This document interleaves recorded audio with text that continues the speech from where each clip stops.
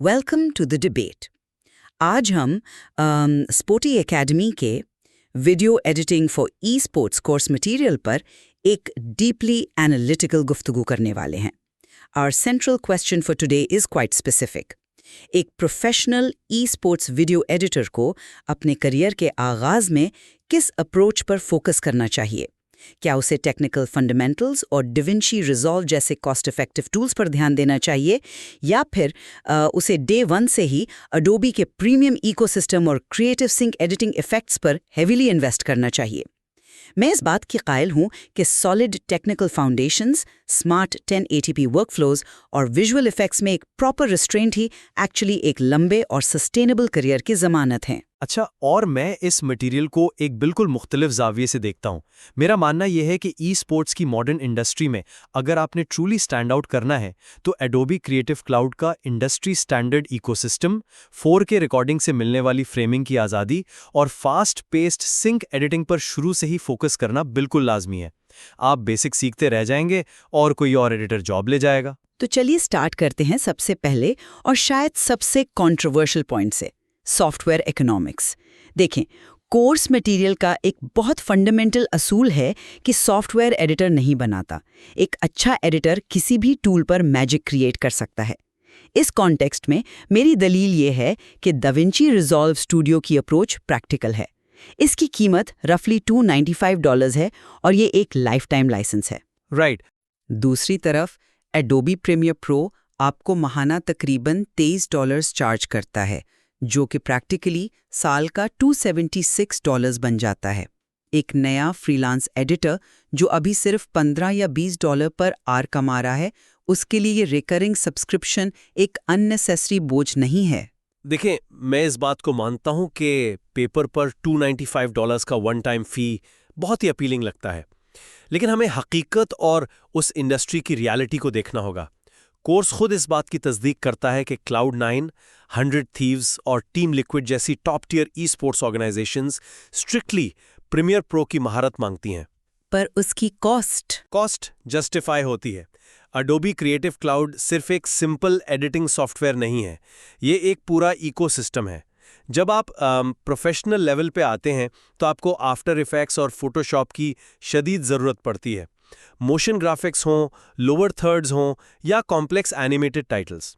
Premiere के अंदर after effects के डायनेमिक लिंक से चीज़ें जितनी स्मूथ चलती हैं, वो अकेला फीचर उस महाना कॉस्ट को बिल्कुल जस्टिफाई कर देता है। लेकिन उस इकोसिस्टम का एक बहुत सॉलिड ऑल्टरनेटिव तो दाविंची के अंदर ही मौजूद है ना। आप दाविंची रिजॉल्व को देखें, उसके अंदर फ्यूजन बिल्ट इन है। ये एक नोड बेस्ड कंपोजिटर है और आफ्टर इफेक्ट्स को डायरेक्टली टक्कर देता है। उसके अलावा फेयरलाइट ऑडियो के लिए मौजूद है। खासतौर पर जब हम इनके वर्जन 20 की बात करते हैं तो उसमें इंटेलीस्क्रिप्ट और AI ऑडियो असिस्टेंट जैसे टूल्स आ गए हैं। एक ही एप्लीकेशन के अंदर आपको एडिटिंग, कलर ग्रेडिंग और ऑडियो मिक्सिंग मिल रही है। तो एक बिगिनर को जबरदस्ती सब्सक्रिप्शन मॉडल में धकेलने का क्या मकसद है? मकसद कोलैबोरेशन है। रिजल्ट सेम मिल सकते हैं, पर टीम कोलैबोरेशन सेम नहीं होती। ई स्पोर्ट्स इंडस्ट्री टेम्पलेट्स और थर्ड पार्टी प्लगइन्स पर बहुत हेविली रिलाई करती है। मोशन अरे या इन्वाटो एलिमेंट्स पर अगर आप जाएं तो आपको प्रीमियर और आफ्टर इफेक्ट्स के हजारों प्रीमियर ट्रांजिशंस मिल जाएंगे, जो आपका घंटों का काम लिटरली मिनट्स में कर देते हैं। अच्छा, और उससे भी बड़ी बात, जब एक ई स्पोर्ट्स ऑर्ग आपको प्रोजेक्ट पे हायर करती है तो वो आपको अपने एस्टैब्लिश्ड एसेट्स बेचते हैं। वो फाइल्स .proj यानी प्रीमियर प्रोजेक्ट फाइल्स होती हैं। अगर आप दाविंची पे बैठे हैं तो आप इस कोलैबोरेशन लूप से बिल्कुल ही बाहर हो जाते हैं। जिंदगी भर की वो $295 की बचत उस वक्त बिल्कुल बेमानी हो जाती है जब आप Cloud9 जैसी ऑर्ग से एक हेवी ईयरली रिटेनर खो देते हैं, सिर्फ इसलिए क्योंकि आप उनके वर्कफ्लो में फिट नहीं आते। अडोबी का खर्च एक एक्सपेंस नहीं है, ये एक प्रॉपर करियर इन्वेस्टमेंट है। मैं आपकी इस इंडस्ट्री कंपैटिबिलिटी वाली लॉजिक को समझ रही हूँ। ये मसला हो सकता है, लेकिन अगर हम थोड़ा आगे बढ़ें और हार्डवेयर रिक्वायरमेंट्स को देखें, वहाँ भी तो कॉस्ट और एफिशिएंसी का एक बहुत बड़ा इशू है। कोर्स टेक्स्ट वाज़े तौर पर बताता है कि स्टैंडर्ड डिलीवरी रेजोल्यूशन 1080p है और ई स्पोर्ट्स गेम प्ले के लिए 60 फ्रेम्स पर सेकेंड ज़रूरी हैं। तो फिर 4K रेजोल्यूशन में रिकॉर्ड करके उसको एडिट करने का क्या लॉजिक है? फ्रेमिंग की आज़ादी? नहीं, पर सुनिए तो 4K एडिटिंग के लिए कोर्स स्पेसिफिकली कहता है कि आपको i9 या Ryzen 9 प्रोसेसर चाहिए, 64 गीगाबाइट्स रैम चाहिए और RTX 4070 से ऊपर का GPU चाहिए। ये हजारों डॉलर्स का हार्डवेयर ओवरहेड है। नए एडिटर्स को इस एक्सपेंसिव रास्ते पर क्यों डाला जाए जब 1080p वर्कफ्लो कंप्लीटली फाइन है? हार्डवेयर ओवरहेड सुनने में शायद थोड़ा डरावना लगता हो, लेकिन आप 4K या 1440p रिकॉर्डिंग के कोर बेनिफिट को एंटायरली मिस कर रही हैं। ये एक्स्ट्रा रेजोल्यूशन कोई गैर जरूरी ओवरहेड नहीं है, ये पोस्ट प्रोडक्शन में क्रॉपिंग हेडरूम है। हमारी ई स्पोर्ट्स कॉन्टेंट की हकीकत सिर्फ क्लीन गेम प्ले नहीं होती। सोचिए, आप एक टूर्नामेंट VOD या किसी ट्विच स्ट्रीमर की लाइव रिकॉर्डिंग एडिट कर रही हैं। थोड़ा सा फिर सकते हैं, पर कोर्स खुद कहता है कि विजुअल इम्पैक्ट के लिए अक्सर 105 से 120% का पंच जूम लगाना पड़ता है। अब इसे सिंपली समझते हैं, अगर आपकी सोर्स वीडियो सिर्फ 1080p है और आप उसको 120% जूम करती हैं तो पिक्सल्स फौरन स्ट्रेच हो जाते हैं, इमेज ब्लरी या फटी हुई लगने लगती है। पर अगर आपकी रिकॉर्डिंग 4K में है तो आप उसको 1080p की टाइमलाइन पर आराम से 200% तक भी जूम इन कर सकती हैं और इमेज की क्वालिटी बिल्कुल प्रिस्टीन और शार्प रहेगी। ये सिनेमैटिक लेटर बॉक्सिंग लगाने और डायनामिक जूम इफेक्ट्स क्रिएट करने के लिए बिल्कुल लाजमी है। मैं एग्री करती हूं कि मिक्स्ड सोर्सेज में चैलेंजेस होते हैं, जहां स्ट्रीमर का UI बहुत क्लटर्ड होता है, लेकिन कोर्स मटेरियल हमें एक बहुत ही स्मार्ट ऑल्टरनेटिव भी तो बताता है, और वो है इन गेम रीप्ले सिस्टम्स का इस्तेमाल। CS2 हो, वैलोरेंट हो या लीग ऑफ लेजेंड्स, इन सब में बिल्ट इन स्पेक्टेटर मोड्स मौजूद हैं। अगर एक एडिटर इन टूल्स को मास्टर कर ले तो वो गेम इंजन के अंदर से फ्री कैमरा मोड यूज करके प्योरली परफेक्ट एंगल्स रिकॉर्ड कर सकता है। रीप्ले मोड्स ठीक है, पर एक second, let me finish. Replay mode में HUD और मिनी मैप्स आप खुद इंटेंशनली हाइड कर सकते हैं। जब आप explicitly clean footage directly record कर सकते हैं तो 4K की हेवी फाइल्स अपनी टाइमलाइन पर लाकर पूरे वर्कफ्लो को स्लो डाउन करने का क्या जवाब बनता है। 1080p की clean source files editing software में मक्खन की तरह चलती हैं, आपका रेंडर टाइम बचता है और आप अल्टीमेटली दिन में ज्यादा कंटेंट प्रोड्यूस कर सकते हैं। रीप्ले सिस्टम्स अच्छे हैं मोन्टाजेस के लिए, मैं मानता हूं, लेकिन आपको समझना होगा कि हर प्रोजेक्ट मोन्टाज नहीं होता। नैरेटिव कंटेंट, प्लेयर प्रोफाइल्स और टूर्नामेंट रिकैप्स में आपको लाइव रिएक्शंस और कास्टर की रियल टाइम एनर्जी चाहिए होती है, जो रीप्ले फाइल्स में नेचुरली नहीं मिलती। वहां आपको उन्हीं हेवी VODs पर ही रिलाई करना पड़ता है।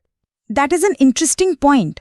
वाकई नैरेटिव कंटेंट में लाइव VODs की एक अहम जगह है, पर इन सब हेवी फाइल्स और कॉम्प्लेक्स ट्रांजिशन से पहले नए एडिटर्स की लर्निंग प्रायोरिटीज क्या होनी चाहिए, यहाँ हमारा एक बहुत वाज़े इख्तलाफ है। मेरा फोकस कोर्स के मॉड्यूल 1 पर है, जो टेक्निकल फंडामेंटल्स की बात करता है। अगर एक beginner editor directly 4K files लाके हेवी इफेक्ट्स मारना शुरू कर दे तो वो एडिटिंग की बेसिक ग्रामर ही भूल जाता है। बेसिक ग्रामर से आपका मतलब क्या है? मतलब प्रोजेक्ट सेटिंग्स प्रॉपर्ली कॉन्फ़िगर करना, जैसे rec.709 कलर स्पेस सेट करना। rec.709 एक इंडस्ट्री स्टैंडर्ड कलर प्रोफाइल है जो ये इंश्योर करती है कि आपकी वीडियो हर डिवाइस पर सही कलर्स दिखाए। उसके अलावा टाइमलाइन पर ट्रैक्स को नीटली ऑर्गेनाइज करना, V1 पर मेन गेम प्ले, V2 पर ओवरलेज, A1 पर डायलॉग और A3 पर म्यूजिक। ये बेसिक ऑर्गेनाइजेशन और J, K और L कीबोर्ड शॉर्टकट्स का इस्तेमाल एक नए शख्स को प्रोफेशनल बनाता है। अगर एक एडिटर रिपल ट्रिम का कॉन्सेप्ट ही नहीं जानता, यानी एक क्लिप को कट करके अगले सारे क्लिप्स को ऑटोमेटिकली पीछे शिफ्ट करना, तो उसका वर्कफ्लो इतना स्लो होगा कि वो रोजाना की सिंपल डेडलाइंस ही मीट नहीं कर पाएगा। मैं बिल्कुल ये नहीं कह रहा कि फोल्डर स्ट्रक्चर या शॉर्टकट सीखना गैर जरूरी है, लेकिन frankly speaking e sports audience को इस बात से जीरो फर्क पड़ता है कि आपने अपनी मीडिया बिन्स कितने नाइसली ऑर्गेनाइज की हैं या आपके V1 और V2 ट्रैक्स कितने प्यारे लग रहे हैं। उन्हें सिर्फ और सिर्फ एक्साइटमेंट चाहिए होती है। कोर्स का मॉड्यूल 2 और 4 इस बात पर जोरदार तरीके से हाईलाइट करता है कि सिंक एडिटिंग और हाईलाइट एक्सट्रैक्शन ही असल स्किल्स हैं। पर फंडामेंटल्स के बगैर? फंडामेंटल्स अपनी जगह, पर एक वीडियो गेम का क्लिप नेटिवली काफी फ्लैट होता है। सिंक एडिटिंग वो एक्चुअल टेक्निक है जहां आप एक्शन को म्यूजिक की बीट्स के साथ परफेक्टली अलाइन करते हैं। म्यूजिक ई स्पोर्ट्स कंटेंट की बैकबोन है। अगर एक नया एडिटर बीट मैपिंग नहीं जानता यानी ऑडियो वेवफॉर्म्स को विजुअली पढ़कर ये आइडेंटिफाई करना कि किक ड्रम या स्नेयर हिट कहाँ हो रहा है, तो वो व्यूअर को टोटली एंगेज नहीं कर सकता। अगर वो परफेक्ट बेस ड्रॉप पर एक क्रिस्प स्नाइपर शॉट का कट नहीं लगा सकता, तो उसकी वो टेक्निकली परफेक्ट और हाईली ऑर्गेनाइज्ड वीडियो भी इंतहाई बोरिंग लगेगी। रिटेंशन पहले 3 सेकंड्स में डिसाइड होती है, इसलिए creative effects technical file management से कहीं ज्यादा बड़ी प्रायोरिटी होनी चाहिए। मैं इस बात से बिल्कुल इनकार नहीं कर रही कि व्यूअर एक्सपीरियंस और म्यूजिक की सिंक बहुत ज़रूरी है, लेकिन यहाँ एस्थेटिक्स को लेकर हम एक बहुत बड़े डाइवर्जेंस पर पहुँचते हैं। आप जिस फास्ट पेस्ड एस्थेटिक की तरफ लगातार इशारा कर रहे हैं, जहाँ मुसलसल विजुअल्स पुश हो रहे हैं, वो एक्चुअली लंबे अरसे में व्यूअर फटीक पैदा करता है। स्पोर्टिव एकेडमी के कोर्स ने गोल्डन रूल सेट किया है, और वो रूल है Restraint is what separates professional editors from amateurs who apply every effect they know to every clip. तो आपके मुताबिक ठीक अप्रोच क्या है फिर? सही तरीका ये है कि स्पेसिफिक इम्पैक्ट मोमेंट्स पर मखसूस टूल्स यूज़ किए जाएं। मसलन स्पीड रैम्प्स को लीजिए। कोर्स इसकी एक क्लासिक रेसिपी बताता है। क्लिप पहले 100% नॉर्मल स्पीड पर चलता है, फिर एक्शन से जस्ट पहले 20 से 50% तक स्लो हो जाता है ताकि एक एंटिसिपेशन बिल्ड हो, और फिर किल या हिट के प्रिसाइसली मोमेंट पर 200 से 400% फास्ट होके इम्पैक्ट देता है, and then back to normal. ये फॉर्मूला इंतहाई पावरफुल है, लेकिन अगर आप इस फॉर्मूला को हर आम राइफल किल पर लगा देंगे सिर्फ वीडियो को एनर्जेटिक दिखाने के लिए, तो जब गेम में असल मैच विनिंग क्लच आएगा, जैसे कोई 1v4 सिनेरियो, तब आपके पास व्यूअर को अमेज करने के लिए कोई विजुअल टूल बचेगा ही नहीं। हाइप मेंटेन रखने का मतलब हरगिज ये नहीं कि आप उस इम्पैक्ट की वैल्यू ही खत्म कर दें। रिस्ट्रेंट दिखाएं। देखिए, मुझे अफसोस है, पर मैं मॉडर्न ई स्पोर्ट्स कंटेंट, खास तौर पर इस टिकटॉक, यूट्यूब शॉर्ट्स और रील्स के नए दौर में इस ट्रेडिशनल और स्लो अप्रोच को बिल्कुल बाय नहीं करता। आप जिस रिस्ट्रेंट की बात कर रही हैं, वो किसी ट्रेडिशनल स्पोर्ट्स ब्रॉडकास्ट के लिए तो बिल्कुल ठीक होगी, लेकिन जब हम ई स्पोर्ट्स मोन्टाजेस और स्पेसिफिकली हाइप मोन्टाजेस की बात करते हैं, तो पेसिंग गाइड टोटली चेंज हो जाती है।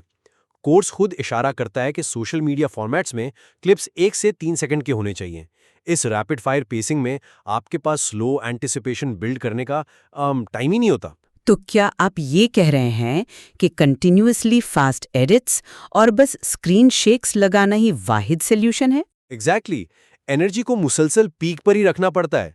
काइनेटिक टाइपोग्राफी जो टेक्स्ट को स्क्रीन पर विगरसली बाउंस करवाती है, स्क्रीन शेक जो हर वेपन फायर को एक सॉलिड फिजिकल वेट देता है, क्रोमैटिक एबरेशन जिसमें कलर्स इफेक्टिवली एजेस पर स्प्लिट हो जाते हैं, ये सब एलिमेंट मिलकर वो फास्ट पेसिंग एस्थेटिक बनाते हैं जो ई स्पोर्ट्स की कोर ऑडियंस नेचुरली डिमांड करती है। अगर आप स्पीड रैम्स को बचा कर यूज करेंगी, तो व्यूअर क्लाइमैक्स तक पहुंचने से पहले ही स्वाइप अवे कर देगा। आज की अटेंशन इकोनॉमी इस बात की इजाजत ही नहीं देती कि आप स्लो बिल्डअप्स पर टाइम वेस्ट करें। हर किल पर डायनामिक पंच, जूम और रैपिड मूवमेंट चाहिए। ये ओवर एडिटिंग नहीं, ये सिंपली आज की बेसलाइन रिक्वायरमेंट है। ये पर्सपेक्टिव काफ़ी कॉमन है आजकल, मैं मानती हूँ, लेकिन मैं इसे थोड़ा डिफरेंटली फ्रेम करूँगी। रिटेंशन हासिल करने का मतलब कॉन्स्टेंटली एक विजुअल नॉइज क्रिएट करना नहीं होता। मैं इसकी मिसाल कलर ग्रेडिंग से देना चाहूँगी, जिसका वाज़ेह जिक्र कोर्स मटेरियल में भी मौजूद है। ग्रेडिंग में भी रिस्ट्रेंट और सटलिटी एक्चुअली एक प्रोफेशनल होने की निशानी होती है। कोर्स एक्सप्लिसिटली कहता है कि don't overdo it, the best colour work is invisible to the audience. लेकिन ई स्पोर्ट्स में लोग नेचुरल रियलिटी देखने नहीं आते, उनको हाईली स्टाइलाइज्ड कंटेंट चाहिए होता है। स्टाइलाइज्ड कंटेंट ठीक है, लेकिन अगर आप किसी लुट को यानी लुकअप टेबल को, जो एक प्री-मेड कलर फिल्टर होता है, 100% ओपेसिटी पर किसी गेम प्ले पर डायरेक्टली थोक देंगे और पूरी स्क्रीन को सैचुरेटेड नियॉन कलर से भर देंगे, तो वो बहुत चीप लगता है। एक प्रोफेशनल एडिटर पहले क्लिप का एक्सपोजर फिक्स करता है, वो वेव फॉर्म मॉनिटर्स और वेक्टर स्कोप्स का स्मार्टली इस्तेमाल करता है ताकि इमेज मैथमेटिकली कंप्लीटली करेक्ट हो। उसके बाद स्किन टोन लाइन को चेक करता है ताकि कास्टर के चेहरे का रंग नेचुरल रहे। लुट्स को 60 से 80% ओपेसिटी पर रखना ज़रूरी होता है। आपका जो ये फास्ट पेस्ड एस्थेटिक का अग्रेसिवली लाउड फिलॉसफी है, वो अक्सर इस विजुअल नुआंस को बिल्कुल ही दबा देता है। एडिटिंग का यूनिवर्सली एक्सेप्टेड रूल कहता है कि action on the beat but context between beats. Viewer को जरा सीन तो समझने दें। क्लैरिटी अपनी जगह जरूरी है, आई कंप्लीटली एग्री। लेकिन प्योरली रॉ गेम दिखानी है तो व्यूअर सीधा ट्विच स्ट्रीम ही ना देख ले। स्टाइल के बगैर एडिटिंग का क्या मकसद? वैलोरेंट और फोर्टनाइट जैसे मॉडर्न गेम्स ऑलरेडी बहुत ब्राइट हैं। उन पर जब हम specifically teal and orange LUTs लगाते हैं तो उनको एक प्रॉपर सिनेमैटिक फील मिलती है। और जहां तक न्यूआंस और व्यूअर को सांस लेने देने की बात है, ये बिल्कुल जरूरी नहीं कि ये सिर्फ विजुअल पॉजेस से ही अचीव हो। ये काम ऑडियो डिजाइन बहुत बेहतरीन और डीपली करता है। कोर्स के मॉड्यूल 5 में ऑडियो डकिंग और लेयरिंग का कॉन्सेप्ट दिया गया है। राइट, एक अच्छा ऑडियो मिक्स वैसे काफी कुछ ब्रिलियंटली बैलेंस कर सकता है। बोल रहा हो तो म्यूजिक ऑटोमेटिकली कम हो जाता है और बीट ड्रॉप पर वापस लाउड हो जाता है, और इम्पैक्ट मोमेंट पर सिर्फ एक साउंड नहीं होती। बेस्ट एडिटर्स बैस हिट्स, स्विशेस और मैकेनिक क्लिक्स को सिंपली 2 से 5 फ्रेम्स के फर्क से हेवीली लेयर करते हैं। ये जो कंपाउंड ऑडियो इम्पैक्ट बनता है, जब ये विजुअल स्पीड रैम्स के साथ प्रॉपर्ली सिंक होता है, तब जाके वो मैजिक बनता है। और ऑनेस्टली ये level of sound layering Premiere के एसेंशियल साउंड पैनल में जितनी नेचुरली होती है, वो एडोबी इकोसिस्टम का एक इंतहाई मेजर प्लस पॉइंट है। हमारी ये डिस्कशन वाकई एक बहुत कॉम्प्रिहेंसिव मकाम पर पहुंच चुकी है, तो आइए अब इसे स्मूथली समेटना शुरू करते हैं।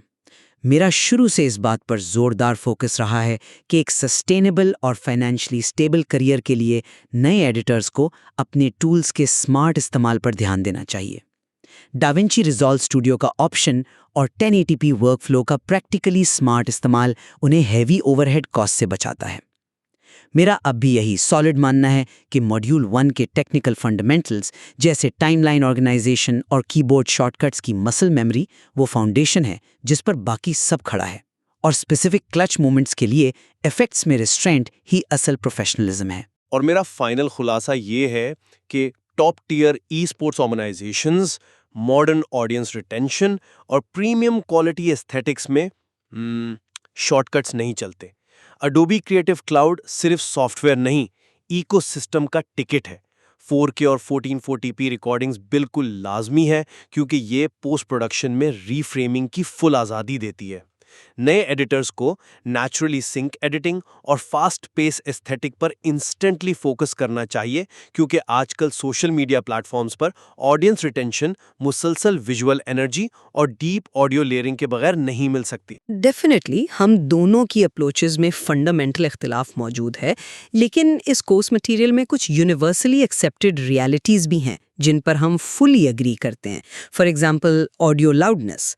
YouTube के लिए स्ट्रिक्टली -14 LUFs का इंटीग्रेटेड लाउडनेस लेवल मेंटेन करना चाहिए, और पीक्स -6 dB से -3 dB के दरमियान रहें ताकि साउंड नेचुरली क्लियर रहे। बैड ऑडियो व्यूअर को तुरंत भगा देती है। एक और point obviously 60 FPS frame rate का है, जो फ्लूइड गेम प्ले के लिए जेन्युइनली दोनों वर्कफ्लोज में स्ट्रिक्टली ज़रूरी है। Absolutely, in specific technical baseline से मैं मुकम्मल इत्तेफाक करता हूँ। और सबसे बड़ी बात जिस पर मैं टोटली एग्री करूंगा वो ये है कि at the end of the day फर्क प्रैक्टिस से पड़ता है। कोर्स के इख्तिताम पर एक इंतहाई पावरफुल कोट है, the difference between amateurs and professionals is 1000 hours of practice. आपको वो 1000 घंटे अपनी टाइमलाइन पर ऑनेस्टली लगाने ही पड़ेंगे। एरर्स से सीखना और अपना यूनिक विजुअल स्टाइल डेवलप करना ही आगे बढ़ने का वाहिद रास्ता है। सही कहा आपने, और यही मुख्तलिफ अप्रोचेस एडिटिंग की इस फील्ड की ट्रू डेप्थ को जाहिर करती हैं।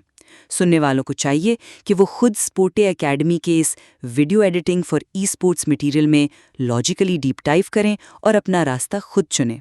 बिल्कुल सही। इस फील्ड में कोई एब्सोल्यूट राइट या रॉन्ग नहीं होता, बस अपने स्टाइल के मुताबिक स्मार्ट ट्रेड ऑफ्स होते हैं। इस बात के साथ ही हम आज की डिस्कशन यहीं क्लोज करते हैं। सुनने का बहुत शुक्रिया।